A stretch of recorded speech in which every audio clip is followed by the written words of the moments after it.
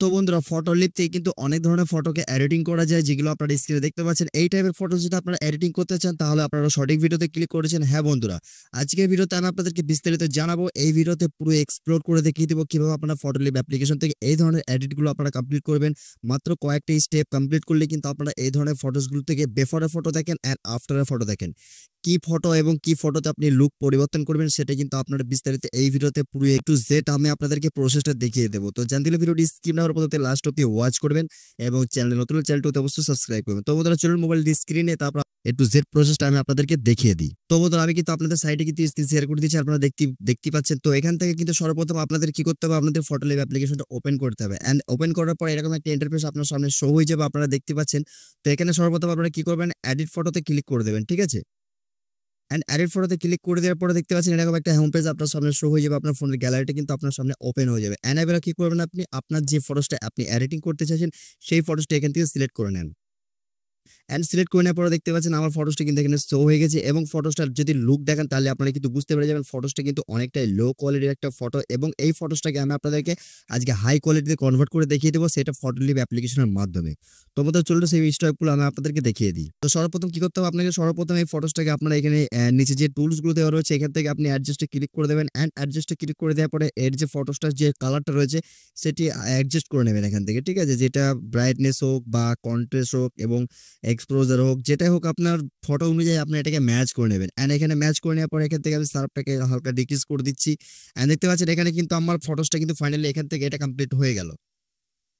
এবং এরপর আপনাকে কি করতে হবে, এরপর আপনাকে চলে আসতে হবে এই যে ইনহ্যান্সের লেখা রয়েছে একটা, দেখতে পাচ্ছেন ইনহ্যান্স লেখা রয়েছে, এই ইনহ্যান্সে কিন্তু আপনাকে এখানে ক্লিক করে দিতে হবে। এন্ড ইনহ্যান্সে ক্লিক করে দেওয়ার পরে এখান থেকে কিন্তু আপনাকে একবার নয়, এখান থেকে পর 5 থেকে 7 বার কিন্তু এখান থেকে আপনার ফটোসটাকে ইনহ্যান্স করতে হবে এই ফটোলিপ অ্যাপ্লিকেশনের মাধ্যমে। তো চলুন আমি আপনাদেরকে 5 থেকে 7 বার ইনহ্যান্সটা কমপ্লিট করে আমি আপনাদেরকে দেখিয়ে দিই।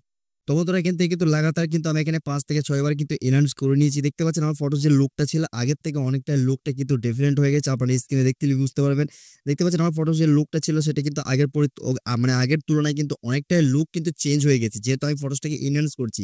আমার ফটোসটা স্ক্রিনে দেখেন এরকম ছিল, এখন সেই ফটোসটার লুক কিন্তু অনেকটাই ডিফারেন্ট হয়ে গেছে, কেননা এর কিন্তু 5 থেকে 7 বার আমি এনহান্সটা করতে বললাম এই কারণেই আপনাদেরকে, ঠিক আছে। তো দেখতে পাচ্ছেন এখানে কিন্তু যে লুকটা, যে ফটোসটা যে লুক সেটা কিন্তু দেখেন আমি আপনাদের স্ক্রিনে দেখিয়ে দিচ্ছি, লুকটা কিন্তু অনেকটাই চেঞ্জ হয়ে গেছে। দেখেন বিফোরে ফটো দেখেন এন্ড আফটার ফটো দেখেন, ভাই অনেকটাই ডিফারেন্ট কিন্তু লুক চলে এসেছে। এবার আপনি কি করবেন, এখানে রাইট বাটনে ক্লিক করে দেন, ঠিক আছে।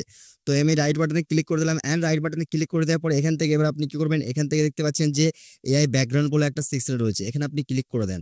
এন্ড ক্লিক করে দেওয়ার পরে এখানে যে এগুলো কিন্তু বাকি কিছু আপনার করার দরকার নেই। এখান থেকে কাস্টম রয়েছে, কাস্টমে আপনি ক্লিক করে দেন। এন্ড কাস্টমে ক্লিক করার পর আপনি আবারও কিন্তু এই কাস্টমে ক্লিক করে দেন। এন্ড কাস্টমে ক্লিক করে দেওয়ার পর এখানে একটা টেক্সট আপনাকে লিখতে হবে, সেই টেক্সটটা আমি আপনাদেরকে লিখে দিচ্ছি। গ্রিন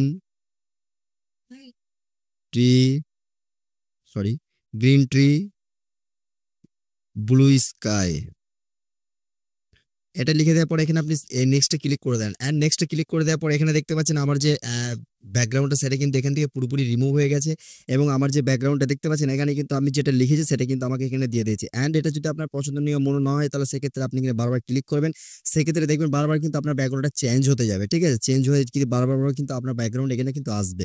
তো যেটা আপনার মনে মানে ভালো মনে হবে বা আপনার পছন্দনীয় মনে হবে সেটা কিন্তু আপনি এখান থেকে সিলেক্ট করে নেবেন। দেখতে পাচ্ছেন এরকম কিন্তু ব্যাকগ্রাউন্ড আমার সামনে কিন্তু চলে এসেছে। তো আমার মনে হচ্ছে না যে এই ব্যাকগ্রাউন্ডগুলো আমার ভালো লাগবে, সেক্ষেত্রে আমি এগুলো কিন্তু চেঞ্জ করে নিচ্ছি। অ্যান্ড বারবার চেঞ্জ করার পরে যখনই দেখে নেবেন যে আপনার ব্যাকগ্রাউন্ডে যে আপনার ফটো অনুযায়ী ম্যাচ করেছে বা আপনার ফটো অনুযায়ী ব্যাকগ্রাউন্ডটি ভালো লাগছে, সেক্ষেত্রে আপনি মনে করেন আমি এক্সাম্পল তো আমি এই ব্যাকগ্রাউন্ডটা রাখতে চাইছি। তো আমি ব্যাকগ্রাউন্ডটা রেখে আমি এখানে রাইট করে দিলাম। অ্যান্ড রাইট করার পরে এখানে আবার কি করবে, অ্যাডজাস্ট আবার চলে আসবেন। অ্যাডজাস্ট আসার পরে এখান থেকে দেখতে পাচ্ছেন আপনাকে এখানে কিছু করতে হবে না, এখানে জাস্ট আপনি নিচে দেখতে পাচ্ছেন অল রয়েছে, পিপল রয়েছে, ব্যাকগ্রাউন্ড রয়েছে, আপনি সিম্পল শুধু এখানে ব্যাকগ্রাউন্ড সেকশনে ক্লিক করে দেবেন, ঠিক আছে। দেখতে পাচ্ছেন এখানে কিন্তু লোডিং হচ্ছে, নেটওয়ার্কের প্রবলেম। তো ব্যাকগ্রাউন্ডে ক্লিক করে দেবেন। এন্ড ব্যাকগ্রাউন্ডে ক্লিক করে দেওয়ার পরে নিচে টুলসগুলো দেখতে পাচ্ছেন, এখানে একটু স্ক্রল করে সাইডে স্লাইড করে নেবেন। তারপর এখানে স্যাচুরেশন দেখতে পাবেন, স্যাচুরেশনটাকে পুরো হাই করে দেবেন, ঠিক আছে, ফুল বাড়িয়ে দেবেন। এন্ড দেখতে পাচ্ছেন এখানে কিন্তু আমি রাইট করে দিলাম। রাইট করে দেওয়ার পরে ফটোসটা দেখেন, লুক দেখেন কতটা ডিফারেন্ট লুক কিন্তু আমার ফটোসটি চলে এসেছে। এবং লাস্ট বারের মতো আমি এখানে ফটোসটাকে আবার একবার ইনহ্যান্স করে নেব। দেন ফাইনাল ইনহ্যান্স কিন্তু আমি এখান থেকে করতে চলেছি। এরপরে কিন্তু আমার আর কোনো রকম কাজ নেই এই ফটোটির ওপরে, কেননা আমার এখানে এডিটিং পুরোপুরি কমপ্লিট হয়ে গেছে।